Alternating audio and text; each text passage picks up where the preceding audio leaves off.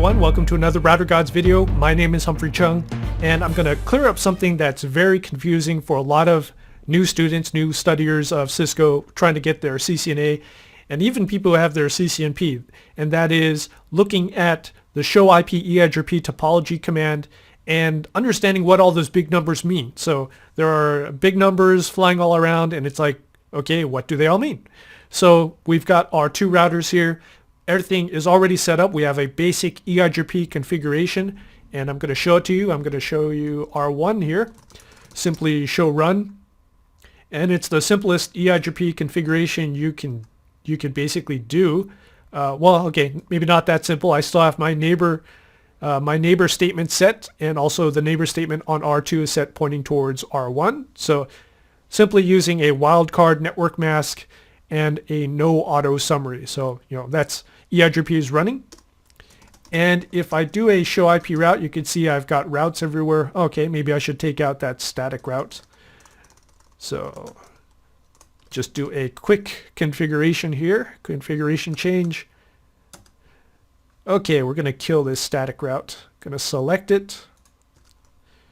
No. Oops. Probably have to go into conf t. Yep. No. Right click. Bam. Static route is gone. Okay, now if I show IP route, I have a clean routing table except for my EIGRP route, so that's good. Okay, so EIGRP is running. Life is good. And if I show IP route, you can see here D means we have an EIGRP route going towards the all2's address, which is the loopback 0 of router 2. Okay, so far so good. This 90 here is our administrative distance. So this is something you'll see in all the Cisco books, administrative distance versus RIP and all that stuff. And it's a very common question that you might get on a Cisco test, right? So this number afterwards, it's a pretty big number, 409,600. What the heck is this? Well, this is your what's called a feasible distance towards that loopback address. So, okay, what the heck is a feasible distance? Feasible distance is the cost, the metric, going from router 1 to router 2, and router 2 going towards the loopback. So it's basically these two hops. You could think of this as an extra hop, even though it's a virtual interface of router 2. But from router 2's perspective and router 1's perspective, it's one hop here to the right and one hop here. Basically, you could think of it as going downwards. Now, watch what happens when I show IP EIGRP topology. This shows the EIGRP topology table. We've got this entry here for the all2's address, which is the loopback here. Feasible distance, so right there, FD stands for feasible distance, 409,600. So you saw this in the show IP route statement. It says our next hop is 10.10.12.2, so that's good. This feasible distance is the first number in this section here, 409,600. It's the number coming in front of the slash. And then you notice another number, 128,256. What the heck is that? That is what's known as the advertised distance. And the advertised distance is the distance from R2, from the router that's telling you about this route, from R2 to the loopback, to this address. Okay, so this is how R2 sees the distance. The advertised distance should almost always be less than the feasible distance. If not, you probably have a loop, and that's not good. So that's also, you'll see a lot of questions about that too on the test. Okay, so let's see if we can find this number, 128,256, if we can see this on R2. Go over to R2, and we'll show IP EIGRP topology here. And right there you can see we have a route to the all2's address. This is our loopback, and you can see our feasible distance, what it costs us to get there is 128,256. So this number matches the number we see on R1. In essence, what's happening is this. And let me sort of write it in here.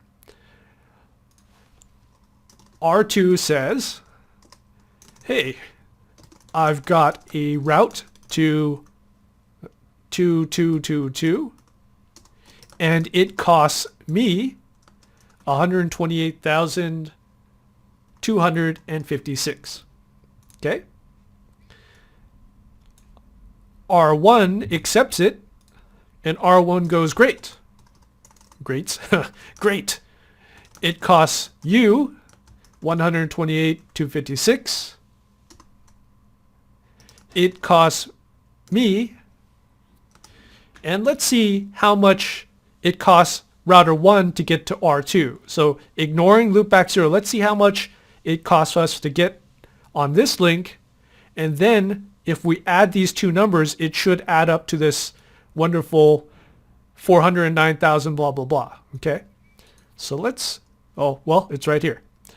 We have a route 10 10 12 0.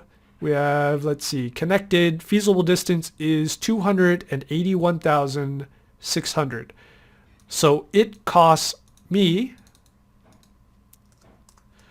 281,600 to get to you. Okay, so R1 gets the route. It costs you 128,256, so it costs R2 that amount. It costs me 281,600 to get to you. So if we do a little addition, it's calculator time. You do have access to the calculator in the CCIE lab. Thank God. One less thing to worry about. 281,600 plus 128,256 gives us 409,856, which is the feasible distance on R1 going to the loopback of R2. So 409,856, well, it's close enough. Okay. Show IP EIGRP topology. And you could see that number, 409,000. We are good. All right, so that is a quick video on reading the wonderful numbers of EIGRP when you do a show IP route and show IP EIGRP topology. Just remember, advertised distance is what your neighbor is using to get to the link.